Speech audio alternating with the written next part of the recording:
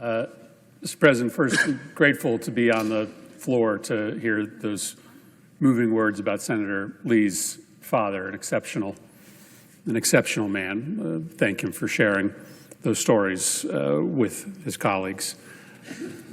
Mr. President, I'm on the floor today to talk about the growing, alarming incoherence of the president's war in Iran, an illegal war, a war that he has not sought consent for, a war with an ever-changing rationale and war plan, a war that is costing taxpayers billions of dollars, but also costing them at home in their communities as energy prices continue to soar. Let me start with the bombing of this girls' elementary school in Iran. I start here because it shows in this one horrible incident the insanity and the destined failure of the president's strategy in Iran, and the extraordinary ways in which President Trump is lying to the American people about this war. Now, Trump has apparently learned nothing from our nightmares in Iraq and Afghanistan. You cannot bomb a nation into submission. You cannot impose regime change from the air.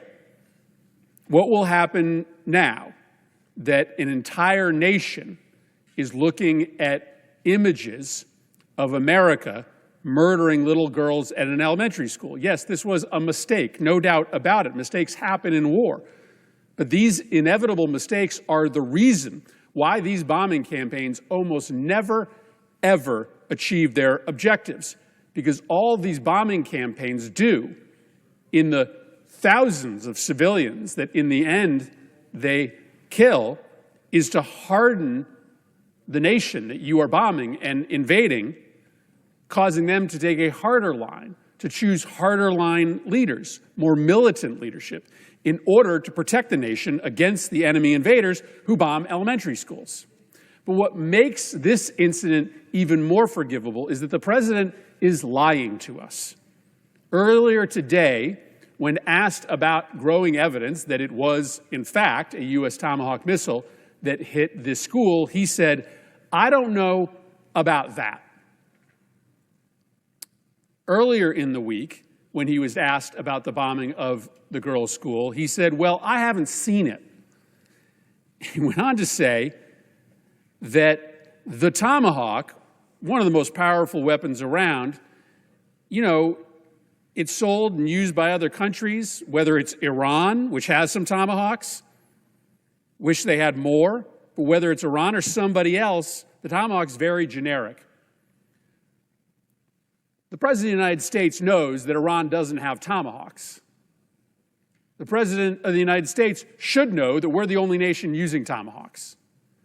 The idea that he is pretending to not know about the bombing of this school, the idea that he is trying to pretend that the Iranians somehow stole a Tomahawk missile from the United States, figured out how to launch it, and aimed it at a school is absurd and offensive.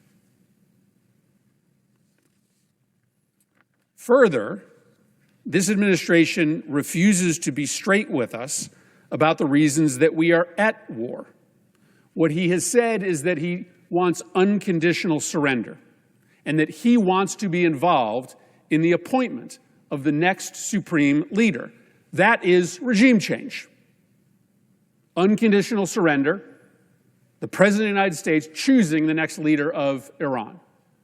But as we have learned in closed-door briefings, that is not actually the Department of Defense's plan. That is not a goal of the war.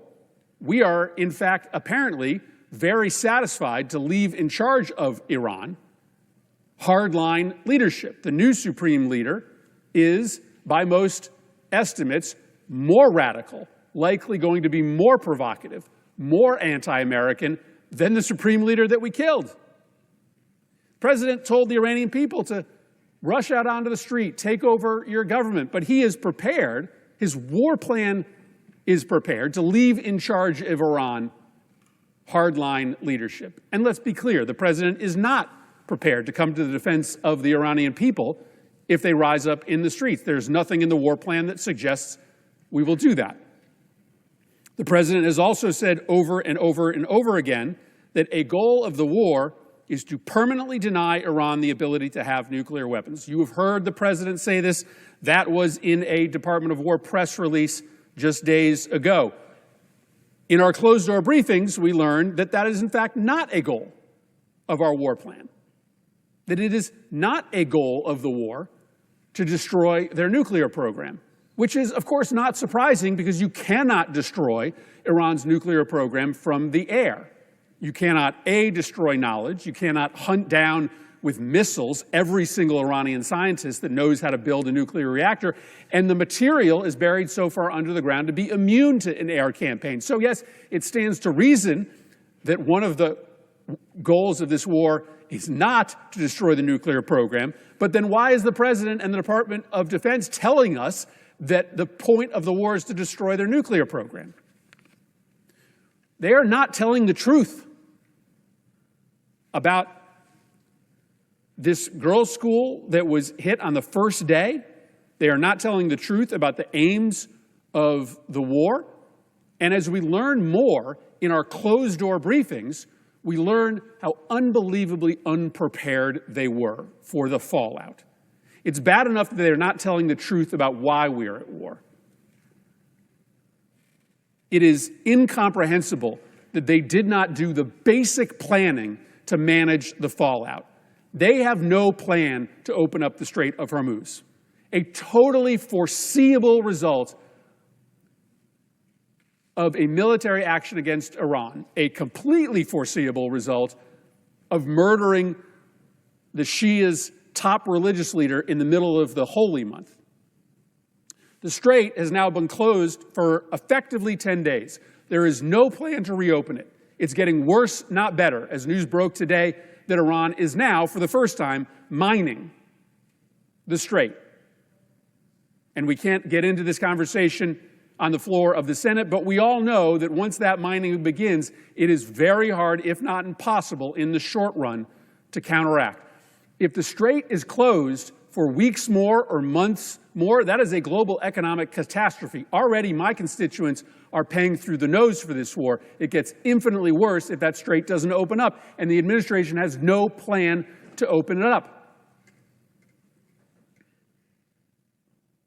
The incompetence and the lying should infuriate every member of the Senate, every citizen of this country. This war is costing us at least $2 billion a day. There are no achievable war aims. The goals shift from day to day. There is no plan to manage the consequences and the fallout for American citizens or citizens of the Gulf. You saw stories today of additional new missiles raining down on our Gulf allies. You probably know that they, much faster than us, are running out of the interceptors that stop those missiles. There will be increased deaths in the region very soon because we did not have the adequate supplies ready for our allies in the region to protect themselves against an onslaught of Iranian aerial attacks. It's just incompetence